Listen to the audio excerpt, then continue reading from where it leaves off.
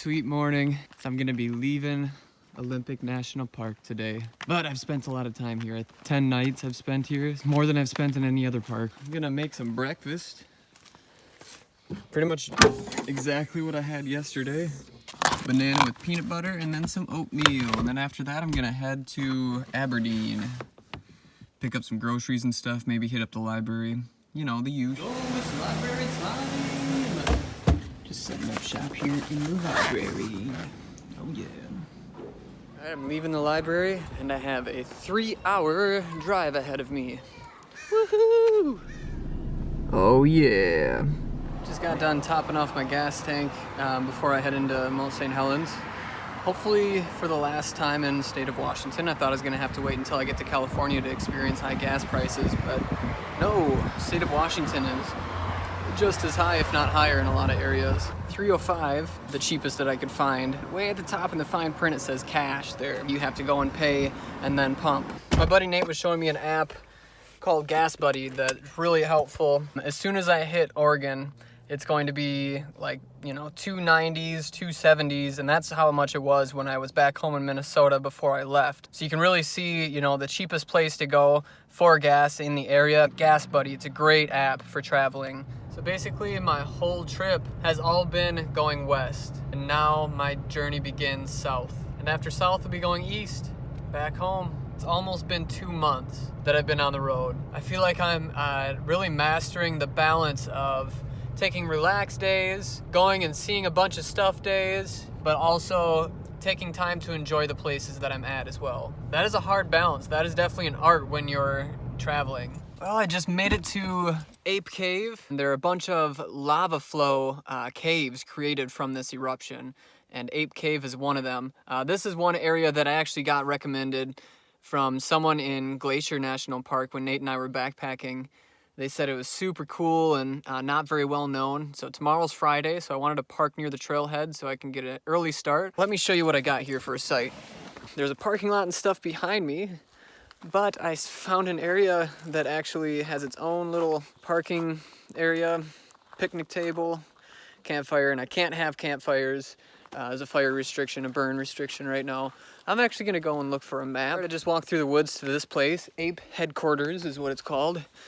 Found a nice map here. I'm actually thinking of exploring the caves tonight because it did say there's an upper chamber and a lower chamber. The upper chamber takes about an hour, the lower takes 2.5 hours. This is basically a self-guided cave tour.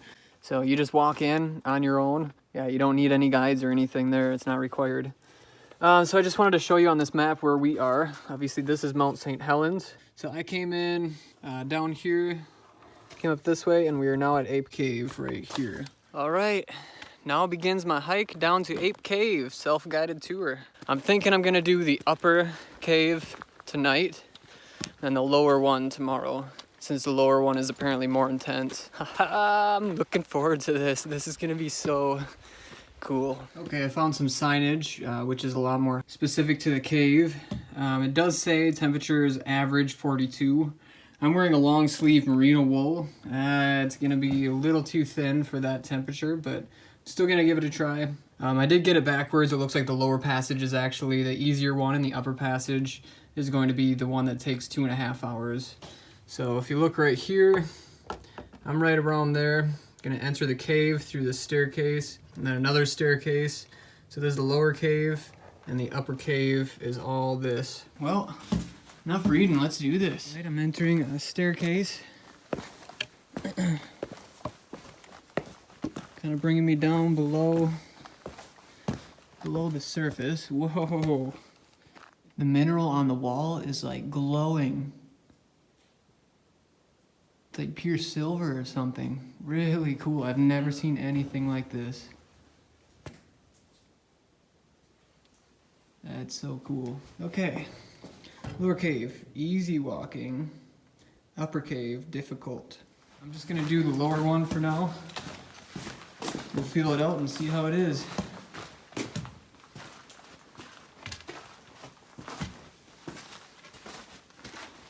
Still voyaging deeper in the cave. You can hear the bats actually, and there's a lot of water dripping. You can hear that as well.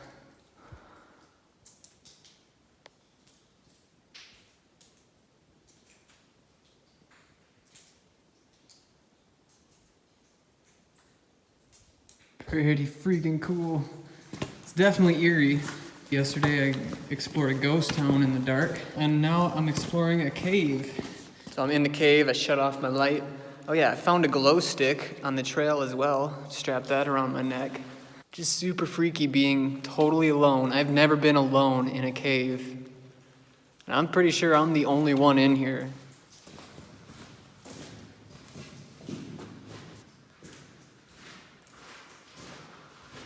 Just look at all the crazy designs and stuff in the rock here. At first I thought it was like graffiti. This is not graffiti. Okay, look at this. Is this graffiti? It says hi.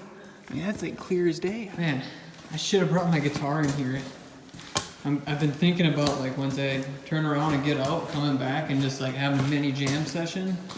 I don't know. It's pretty cool. The acoustics in here are great since it's just this long tunnel.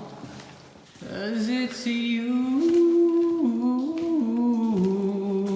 Reached a portion of the cave where I think it's the end or very near to the end. The ceiling is, I don't know, maybe 3 foot tall now. See how far it can go. Oh yeah, it's getting a lot smaller very fast. Look at this. Wow. Whoa. Okay.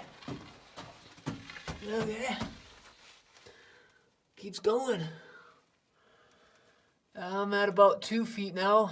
Just low enough before I have to start like crawling on my belly, and I don't really want to do that. I think it goes a ways though. I can see about 30 feet ahead of me right now. I don't know if I can make it there, but ah, man, this is so cool. All right, well, I'm gonna turn around.